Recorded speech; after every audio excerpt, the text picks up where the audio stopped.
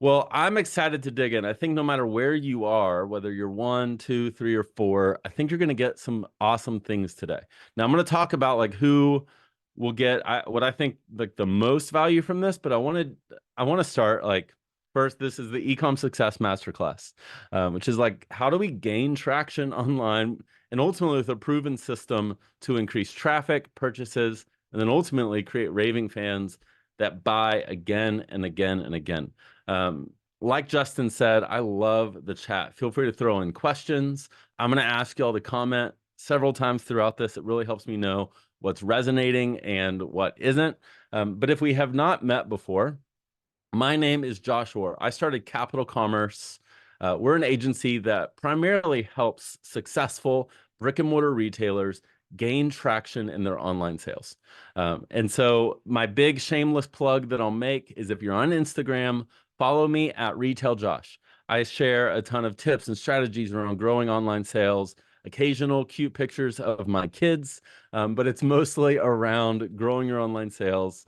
So let's get into it. I should say out of the gate, this training is most helpful for retailers that want to take the success of their storefront and really bring that same success online. If you're online only, like you're going to learn a ton of things and it will still apply to you, but a lot of this system is designed around successful brick and mortar retailers that have traction in their in-store sales. They love serving their customers and they actually know how to help them. And to a degree, like you have an existing audience, meaning like there are people that know who you are. Maybe they follow you on social. You have a list. It doesn't mean you need 15,000 followers or any of those things, but there are people that know who you are. And there's a lot of things you don't need. You don't need to already have like a massive team in place. You don't need to have a developer on call or a professional photographer. The good news is the majority of the examples I'll share today use iPhones for their photography. If that's good news, like put a thumbs up or a good news in the chat because I think some of us think that we have to go get professional photographers and that's the key. But the reality is that doesn't have to be the case. And you don't need like an SEO or ads agency. I will give a bit of a disclaimer. I'm going to teach you a system, and this system is mostly built around successful brick and mortar retailers. They have traction, they have a proven concept. And so some of the results that I'll share, like they're not typical, though they're not uncommon. And it can be difficult in the sense that it does take effort, it does take hard work. It's not a one and done thing. It's just like when you opened your store, you merchandise and you're staffing and you're teaching your team all of these things. And so but I want to be clear, like this is something that does take energy and effort. Now, as far as what we do, we help established retailers really put in place a foundation for their online sales. The strategy around driving traffic, the site experience that really can convert that traffic into paying customers, and then the tools and strategy to turn one-time purchasers into repeat purchasers. We also have an ads agency, but that's not what we're here to talk about. And so for you, like, just imagine for a second, like, what would it feel like? What would it be like if you were being discovered by your dream customers around the country and you had others looking at you really is like, I wish I could take what they're doing and bottle that up. And we did that because we had a clear path. And we've seen this with a lot of people, like my friend Becca. She had this unbelievable and an amazing Management One client. She had this incredible in-store experience, but her online sales just weren't taking off.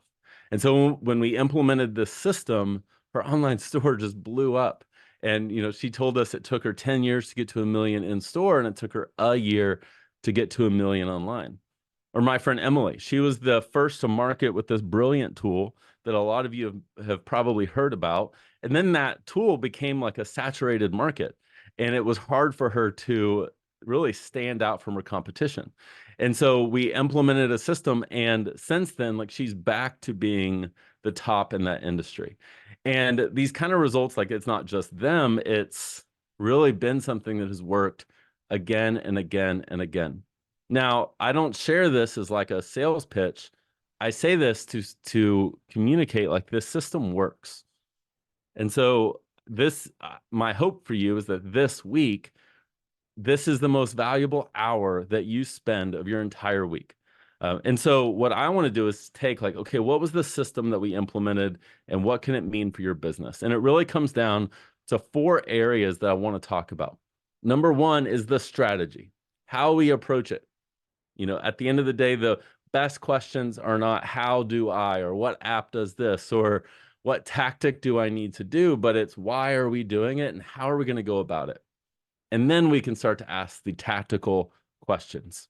I don't know if you're like me, but I tend to start with the tactics and have to remind myself, build a strategy first. And then like, okay, we have the strategy. Now we need a system that makes this repeatable and predictable. And once we have that, we need our experience, our site experience needs to be able to convert traffic. So I'm going to take you through 7 site essentials that you have to have in place if you want your site to be a high converting site. And then we're going to go into what I just call the secret sauce, which is like, if you've ever looked at brands and been like, okay, I feel like I'm doing the same thing they are, but why is it taking off for them and why is it not taking off for me? So what exactly are they doing? And I've been lucky enough to be able to get behind the scenes of those brands. So I want to share with you what those are. Does that sound good? All right, so let's get into the strategy. This is really the mindset shift, the approach that is necessary to grow online sales. And so when you think about what you thought of yourself, like when you started your store, you started a storefront. And it makes sense because this is where you served your customer. But then time went by or COVID hit, and we were like, okay, well, I need to now have these other sales channels. And we became a store that has a site, a store that has an Instagram, a store that has a Facebook or a TikTok or whatever. But everything came back to the store. Now, what's the problem here? Well, in your storefront, I bet you all would know you do more than just sell a product. Like you aren't just selling products. There's something deeper to what you do. A store doesn't just sell a dress. They sell the confidence that dress gives. There's an impact that you as retailers make in the world, and the world needs what you do. And what a lot of us do is in store, we get that impact that we make. But when it comes to online, we just sell products. And that's what this is about. When we take that approach, our store has a site, it's just only about the products that we sell.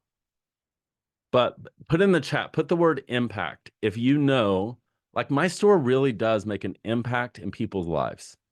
And it's not just what I sell. It is really like what I do for them is much deeper than that. And this applies to everything. A home decor store doesn't just sell furniture or accessories for the house.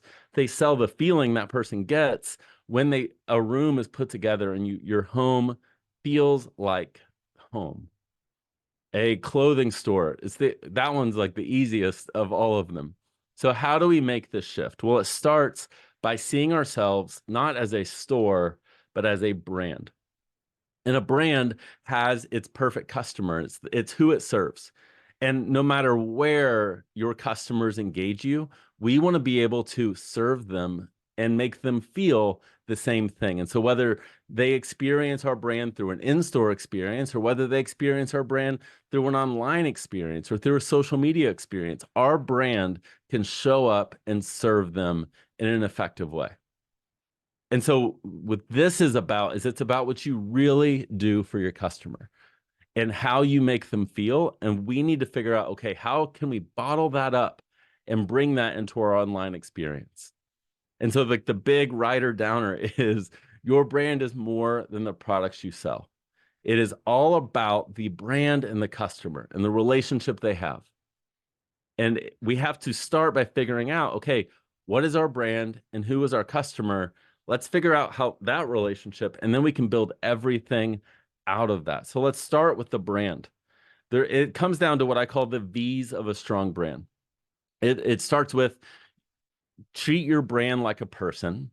What is your brand's why? Like, why does it exist? It's not just to sell a product. There has to be something deeper to it, which, as the free side note, if you have team problems, one of the themes that I see among clients that have consistent team issues is we don't really communicate the vision and the deeper why behind our brand. And it's really hard to get people excited just around growing more money for the owner. But if we can really get them bought into the impact that we're trying to make, like that is how you get a team to take off. And so, what is your brand's why? What impact are you wanting to make? Are there things your brand stands for? And are there things your brand stands against? Now, one of the cool things here is like, weirdly, when you start to take stands, and I don't mean political stuff, that's not what I'm talking about. You could be a size inclusive brand, which means you stand for like body positivity and those things, and you stand against anything that would say you have to look like X, Y, and Z in order to be accepted. Or you stand for the fact of like, hey, we're not going to leave the house dressed like we're homeless. And that means you stand against the opposite. And when you have polarity, it actually creates loyalty. Because if you think about it, when you have 100 people, if you have no polarity, you have 10 people that are for you, 10 that are like, oh, I don't really care. But then in the middle, you have this massive group that just has no opinion. But when we start to take stands in different areas for our brand, we increase that amount of people that are for us because they resonate with what we're talking about. So we start with the brand values. Then we get to the brand voice. If your brand were a person, how would it speak? Is it funny? Is it snarky? Is it serious? What would their core values be? Like, what would get your brand up in the morning? And one of the easiest ways to think about it is if your brand sent a text message to your perfect customer, how would it describe the things that you sell? A lot of times we in store have one brand voice, but then we get online and it takes something entirely different. In store are really fun and people love that feeling that they get when they're around us because of how fun we are. And then we write really professional sounding copy online. There's a weird difference in our brand voice. And so we want to start to bring those together, which starts with identifying, okay, what is it? What is it that people love about us? And so now we start to get into the more tactical, your visuals, which is like your unique aesthetic.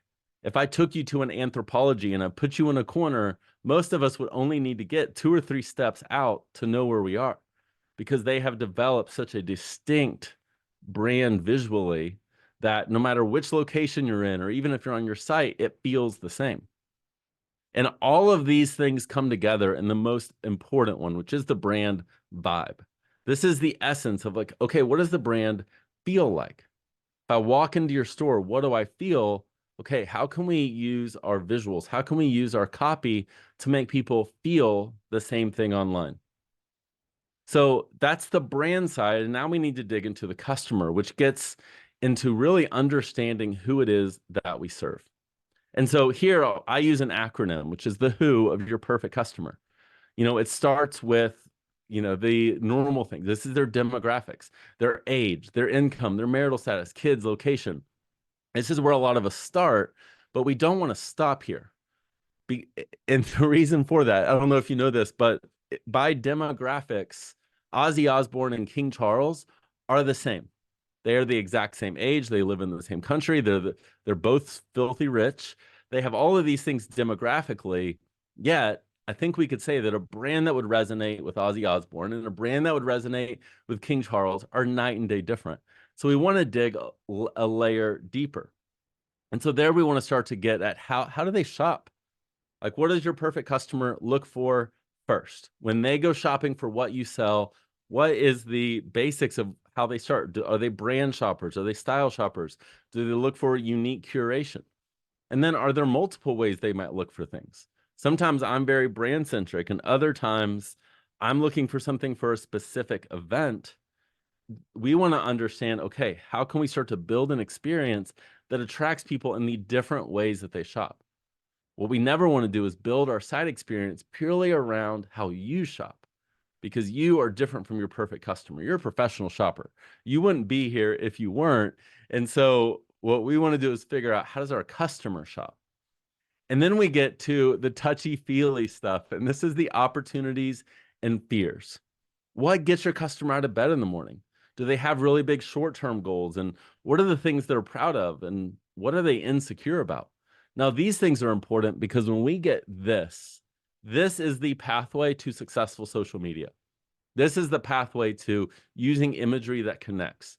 So let's say your customer is insecure about the fact that they are 34 years old, they have young kids, and they want to be a great mom, a great wife. They still want to be themselves. And they look at their friends on Instagram and they feel like all of their friends have it all together, and they don't.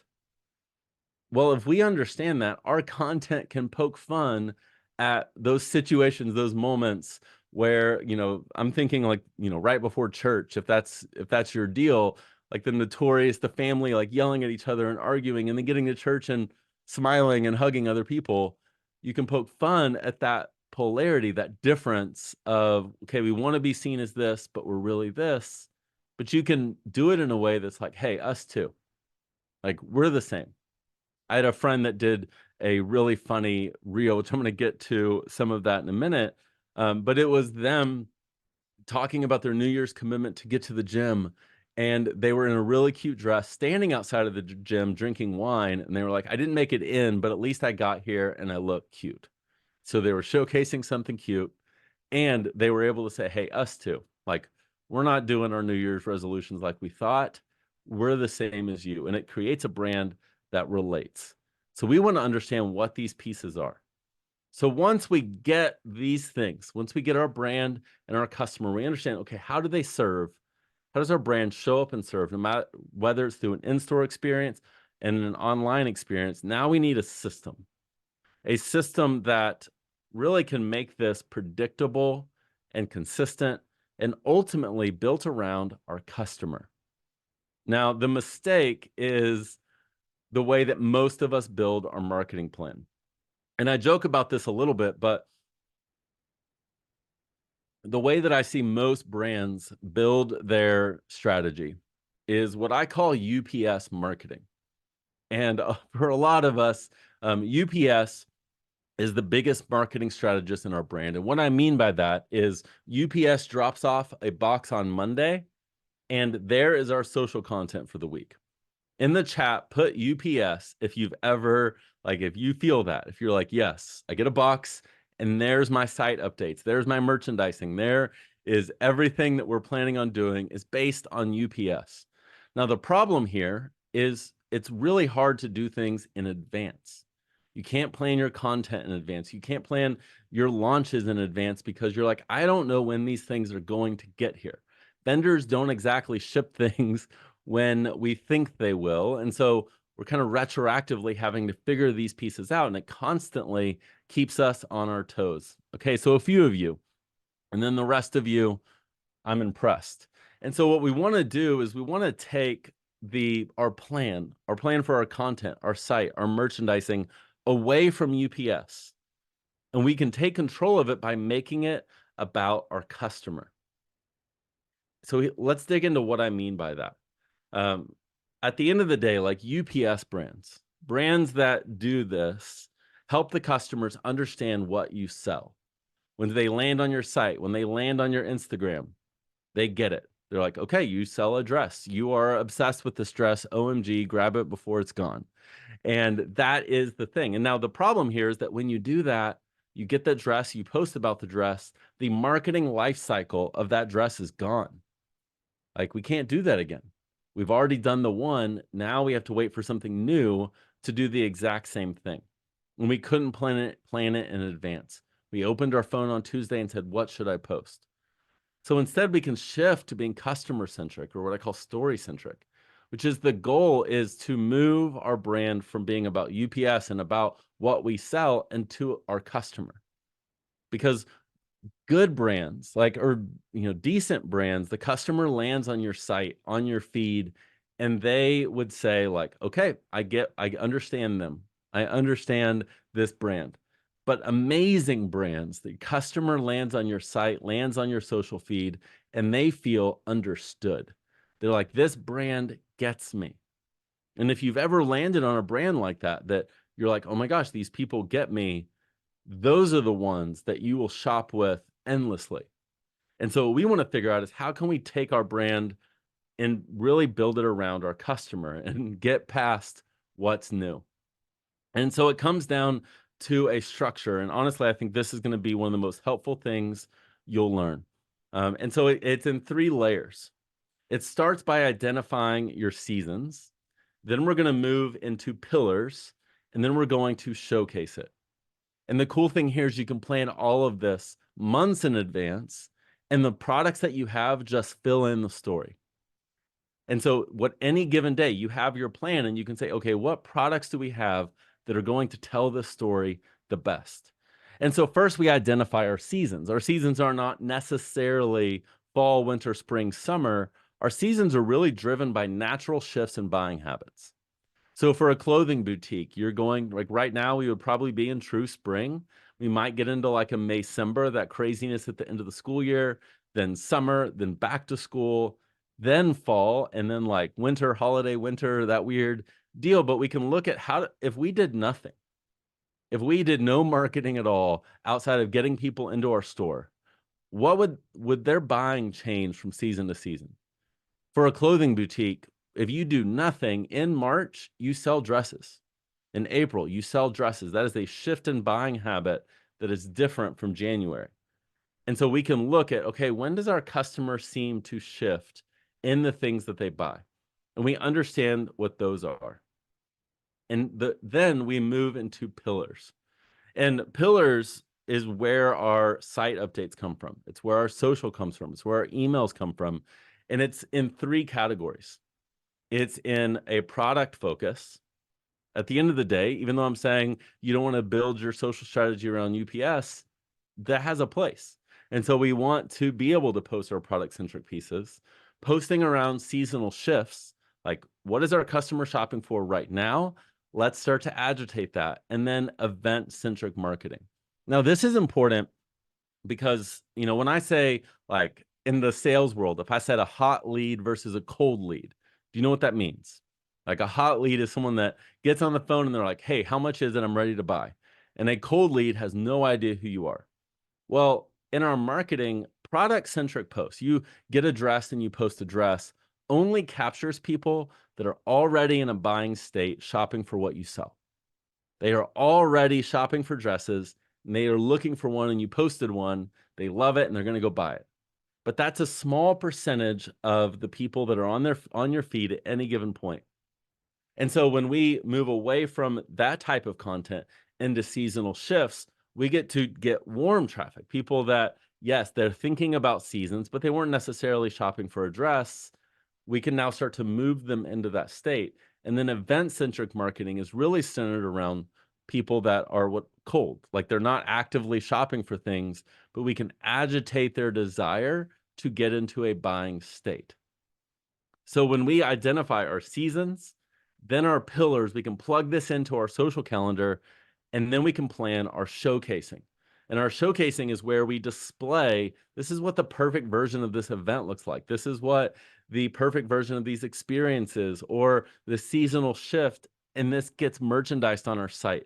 We plan our email, we plan our social, we plan our paid ads, we even plan our store merchandising, all from these things. And the good news is that you can do this months in advance if you want, and you don't even need to know what boxes UPS is dropping off because we've built this plan around our customer. So we have done this and it's starting to drive traffic. Now let's dig into, okay, what is the experience? Like what they're there in store, we get that we have this incredible experience. Let's build that online.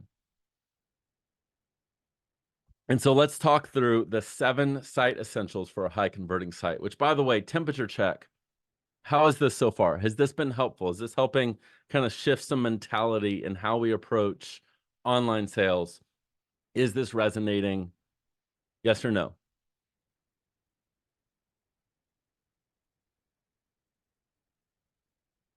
We got some host and panelists. Yes, you're welcome to switch the chat from host and panelist to everyone. So that way we're all able to see. Awesome. So a lot of you are commenting yes, which is great. So now let's like get where the rubber meets the road. A lot of this has been very conceptual. So let's talk about tactically, like what does our site need to have? And so 7 site essentials. Number 1, and this one is still a little bit of an idea, but it is a shift in seeing our site as merchandising. A lot of us, when we approach e-commerce, we see it as a technology. And so we are doing site maintenance. We are updating our site. And the problem here is that we keep a mentality of it as a technology. But really, just like your store, it's a sales channel. And a sales, you don't go a month without merchandising your store. Chances are you are merchandising your site all the time. And so when we have that updating centric mentality, what does our site look like? Well, it looks like this. There's a picture of our store. We're saying, welcome to our store, get directions, and we have real complicated navigation. But at the end of the day, this isn't merchandised. This would be like you think you're walking into a store and you end up walking into an office building where it's just a bunch of information.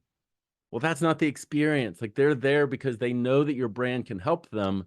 So let's help them. And so we do that by shifting the experience to be around how we are going to show up and serve.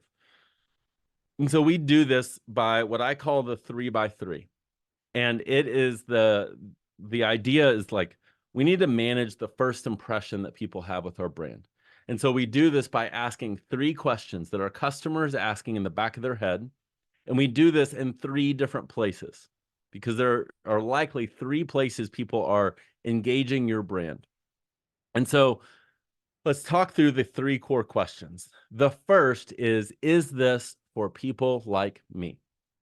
They land on a site and they want to know, like, am I in the right place? Does this brand actually help people like me? And so to give an example, I'll go back to my friend Becca I talked about earlier.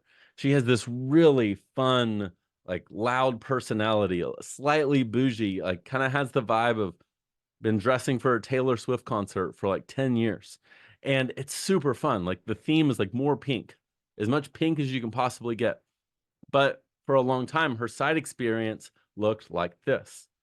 And so if you resonate with that type of customer, just the bright and more pink, and you land here, you don't instantly answer, yes, this is for people like me.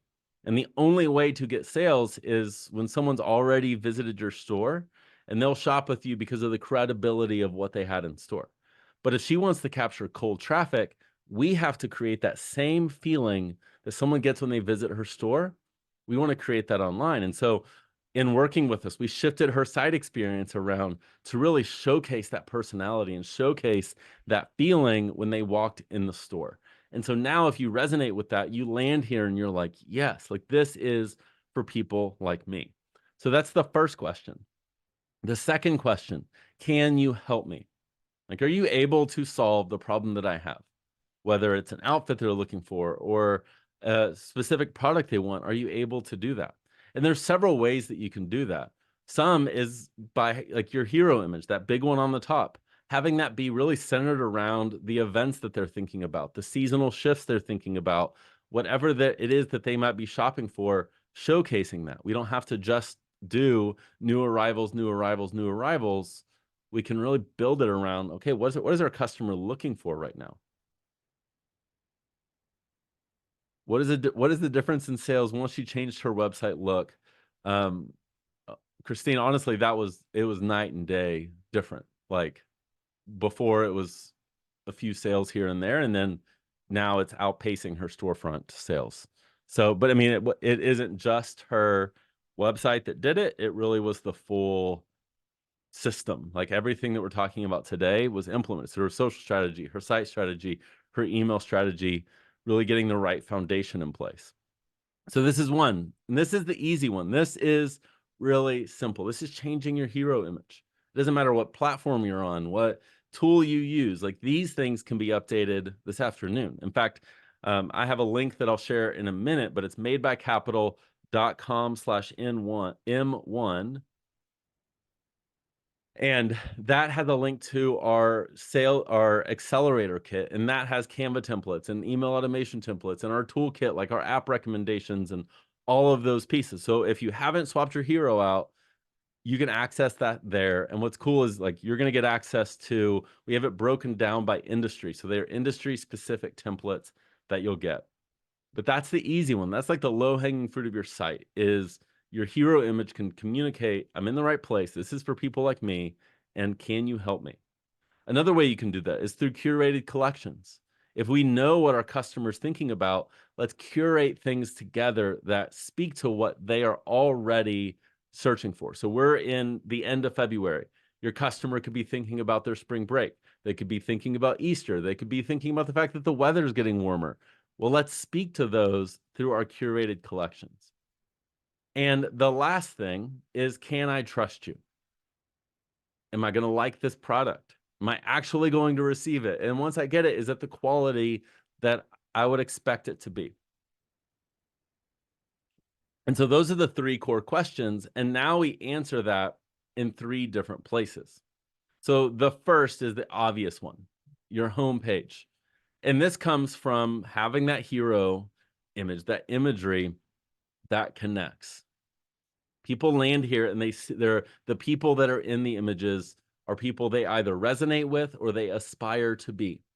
Our copy is in that brand voice and isn't just welcome to our store, because saying welcome to our store doesn't make someone feel welcomed.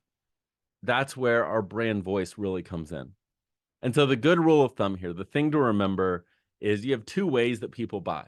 You have emotional and logical. And just to be clear, a lot of people say like it's females are the emotional buyers and males are the logical, and that is not remotely true. So like if you're in men's retail, there is still emotional buying. Like there's no logical reason to own a Corvette. That is an emotional purchase. And so when you are planning out your site, you always want to remember the top of your site, that first impression is always an emotional connection. And then the logical things, your About Us page, your store directions are always further down on the page. So anything that creates an emotional connection is on the top, and anything that's more logical goes on the bottom. We always want to lead with emotional connection. And so again, that toolkit that I talked about with the email automation templates, the Canva templates, our tool recommendations, honestly, like this is something we normally sell. We're giving it to you for free. It's at madebycapital.com/M1. And you'll get access to that there. So the first place they're asking those three questions is on the homepage. The second place they're asking those questions is on the collection page. So think like when you're on a website, you might click on clothing and then tops. And so that tops page is a collection page.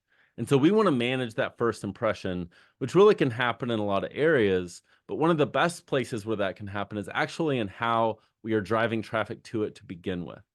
And so an example, like this is a client that we run ads for. And, you know, for a long time, she had a problem with her ads were doing well, but her site wasn't converting. And we dug into what that was. And it was because there was a massive experience difference between the two. Another great example of this is we have a client that was selling these really cool bracelets. And she had this really fun image of like a girl that had real like stacked bracelets on her wrist. And it was just a fun image. The girl's vibe was awesome. And then when you clicked on that ad or you clicked on that social post and you landed on the site, it was boring pictures. The bracelets were on a white background and the vibe was completely different. That first impression, like we were building ourselves up for a letdown. And so when we switched up the imagery on that collection page to match the vibe, her conversion went through the roof because that first impression was so important. And want to make sure that the things that we're doing on social and in our ads and in our emails, that the experience stays cohesive between the two. And then the last place they're going to get this is on the product page. And this does come down to that same concept, which is like, is the vibe cohesive? When they land there, is this for people like me? Can you help me? Which is through our product descriptions and our imagery. And can I trust you? And so we want to make sure that we're looking at all three of those pages and asking those three core questions. Now, when we heat map sites, which is like the nerdy stuff where we can track what people are doing on your site and where they're clicking, one of the fascinating things is majority of traffic does not scroll. They're going to land on your site on their phone or on their computer, and around 70% of people will only see above the fold, which means like if it loads, zero scrolling at all, that is what 70% of your traffic is seeing. So we only have that to answer those three questions. It's not something that we can reinforce down the page. We want to do it above the fold. Now, on your homepage, what we've found is the majority of your traffic uses your navigation.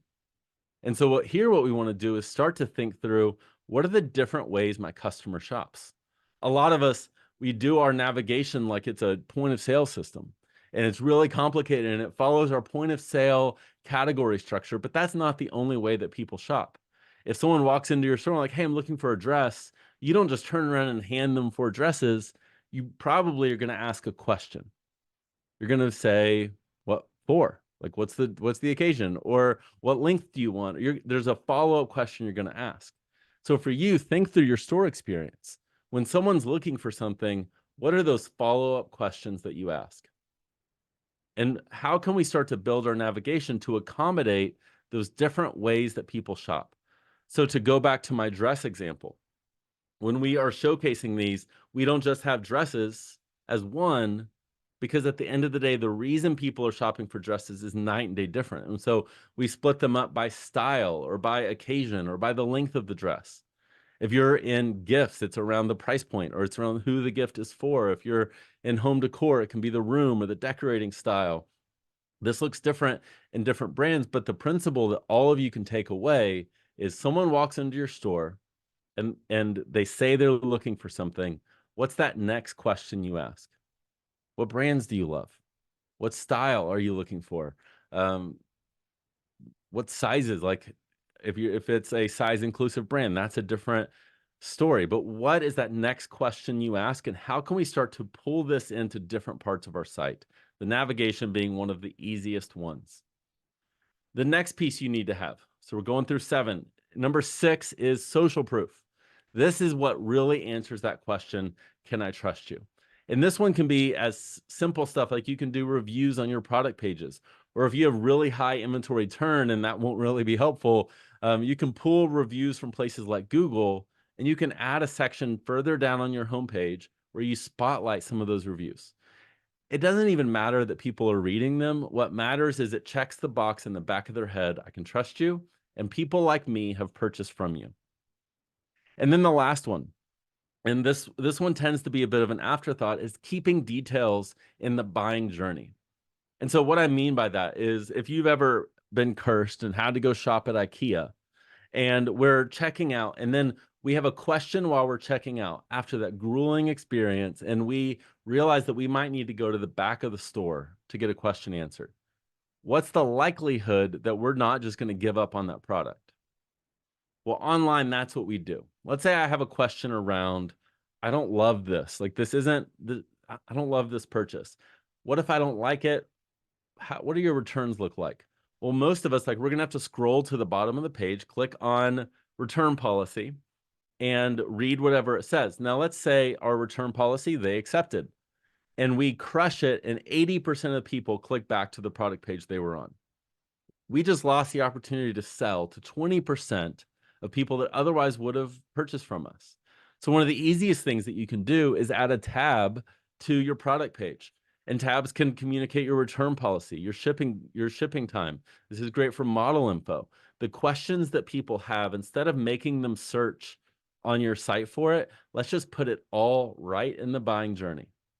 Because the reality, especially online shopping, but in-store shopping especially, is it's like a dopamine drip the whole time. It's a feel-good experience. And as soon as we put them in research mode, it stops that dopamine, and now they get super critical of everything. And so we want to keep them in that buying state.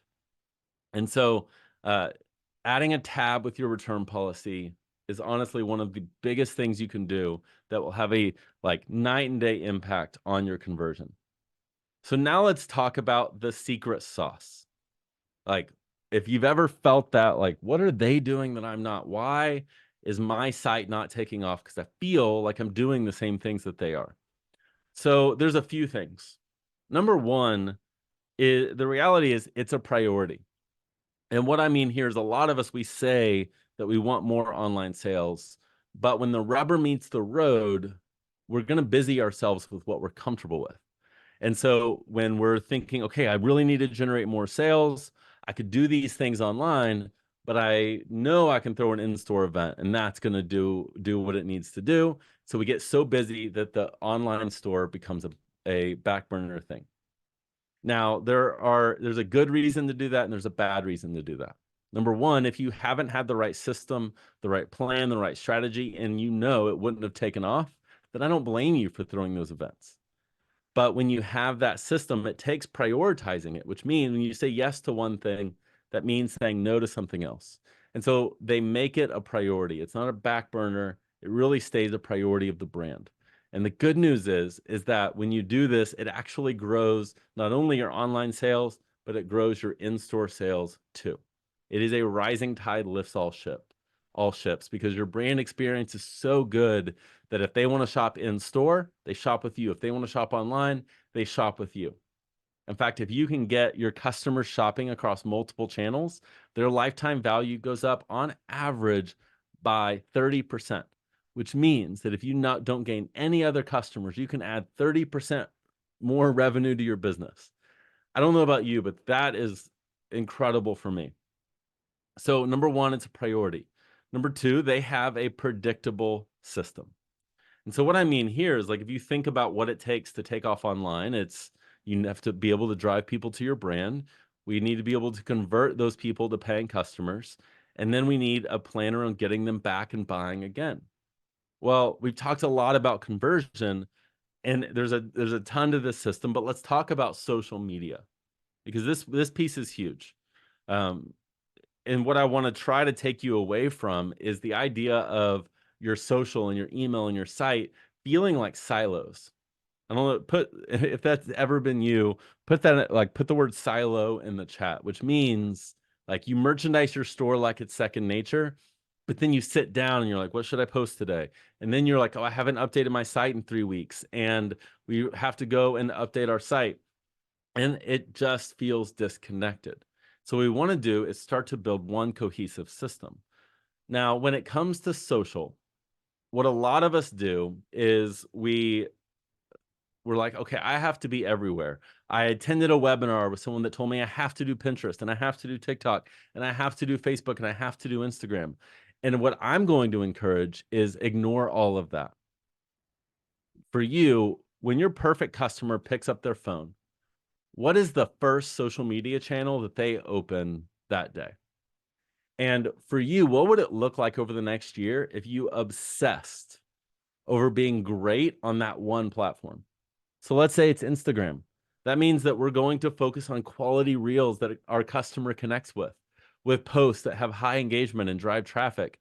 And instead of running out 10 yards on Instagram and 10 yards on Facebook and 10 yards on Pinterest, but we're not really great anywhere, instead, like, let's be great in one. Now, I'm not saying you can't be on the other platforms, but you can syndicate your social strategy from, like, let's say it's Instagram. You can post the same stuff on Facebook. Is that the best Facebook strategy? No. But at the end of the day, I think most of us would rather really gain traction in one place than a little bit of traction everywhere. Christine asked, what are your top 2 social platforms that you recommend focusing on? I don't have them. The reason for that is it really comes down to your perfect customer, who you serve, and what is the platform that they open when they open their phone. There is no like secret platform that is the one size fits all answer. And the reality, if it's a younger customer, it's probably TikTok. If they're millennial, it's probably Instagram. If they lean a little bit older, it's likely Facebook. And so we want to figure out who is it that we serve, and we can build all of our marketing around them. Like, that is the pathway to this taking off. And so when we are starting, we get that platform, we can now start to plan our content. And so here, what I love is to really rotate between 3 types. I talked about those pillars, which I'm going to come around to. And so it starts by identifying the season, identifying the pillar, and we're going to create a rotation through these pillars, through product, through events, through seasonal shifts, and then into what I call the IEE, which is first, inspirational. This is what a lot of us do naturally. We get a dress and we take a really cool video with that dress. And this is great because you are inspiring them, like, hey, you could feel like this, you could look like this. And so we start with inspirational content. And so when you're filling out your social calendar, you could say season, spring, event, Easter, and then inspirational. And then when you go to film, you're going to go pull whatever product would fill in that story best. And then the next day, you may say, okay, now we're still in the season of spring, and we're going to move away from that event into a seasonal shift, and we're going to do educational. 4 ways to style spring tops, four dress looks for spring. And we're focused on educational content around what we sell for our customers. And then the last one is entertainment.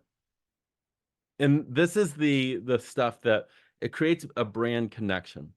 And what's fun here is you can still spotlight your products, but you're doing it in a way that is purposely entertaining.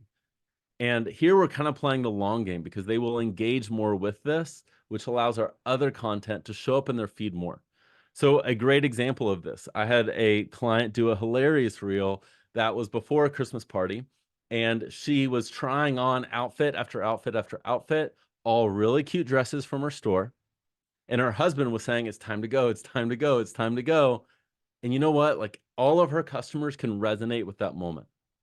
And that creates a, like, yes, like, we're the same. You get me. And it creates that moment. And she got to spotlight several different outfits for her customer. So we're taking the season, the content pillar, which would be either product centric, seasonal shifts, or the events that your customer is thinking about, and we're rotating between inspirational, educational, entertainment. When you can plug this into a calendar, you could plan the rest of the year right now. So our most successful clients, it's a priority. Once they get the right system and strategy, they implement. Number 2, they have a system and a plan around their content, their site, their merchandising, and it's all built around their customer. Number 3, they have the right inventory. Look, like, at the end of the day, you start to drive all this traffic. Well, we want to make sure that we have enough tops, enough dresses, enough whatever it is that we sell in the right classes for our customers. And this is why, honestly, Management One clients tend to be our most successful clients, because this isn't an issue. And so when you have the right plan, you have the right system to drive people to your brand and convert them, we can do so because we had the right assortment for them. And then last is they have the right brand experience. They've really built their brand to be centered around how they show up for their customer. And this plays out in our traffic strategy, in our conversion strategy, in our retention strategy. It's about seeing ourselves not as a store with a site, but as a brand that can serve people, whether it be through an in-store experience and an online experience. So where do we go from here? Now, some of you can take all of this and you're going to be able to go apply and really see this take off. And I love that. And I hope that this was beyond helpful for you. But for some of you that are like, okay, my store has gained traction and I know my online store can take off, I just haven't had the right system, I would love to invite you to book a call. And you can do this at madebycapital.com/schedule. And in our goal, my goal for you in this call, which will be with me personally, will be like, let's look at your business and what's going on now and what are your goals? Where do you want to take it? Not where do I think you should go, but where should you go? And if your goals and how we help are in line, of course, like, we'll share what that looks like. But if not, like, if we're not a fit, my goal is to get you pointed in the right direction so you can leave that call with clarity on, okay, if I want to do this, where should I focus? Because a lot of times it's not that we're not doing enough things. It's that we are spreading ourselves so thin on things that don't move the needle. And so I want to help you focus on needle moving activity that'll help you grow. So thank you for your time today. We have a few minutes so we can go through questions. So feel free either to throw that in the Q&A or throw that into the chat. I would like to ask, like, 1 to 10, how helpful was this today? Like, are you leaving with ideas and things you're like, okay, I can start to do this, I can start to do this, and I can see how my brand could show up for my customer in this way. Was this something that resonated with you? Because what I'm excited for you about is, look, when you can take these things and apply it, it works. And so, great, 10, love it. Thank you, Ben. Well, awesome. Well, Justin, why don't we jam for a minute? We can talk through questions.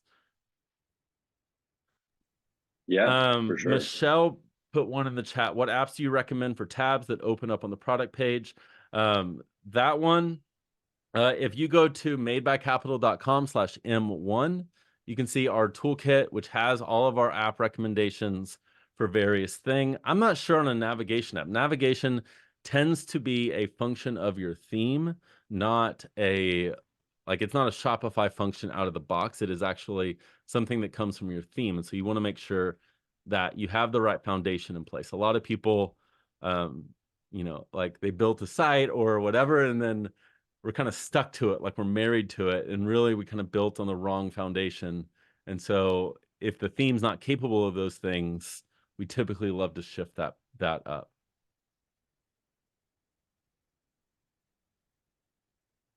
I love that, Zandy. Awesome. And again, I'll go ahead and do this for everyone. So the call you can book at madebycapital.com. Our goal is to help you get some clarity around where to focus.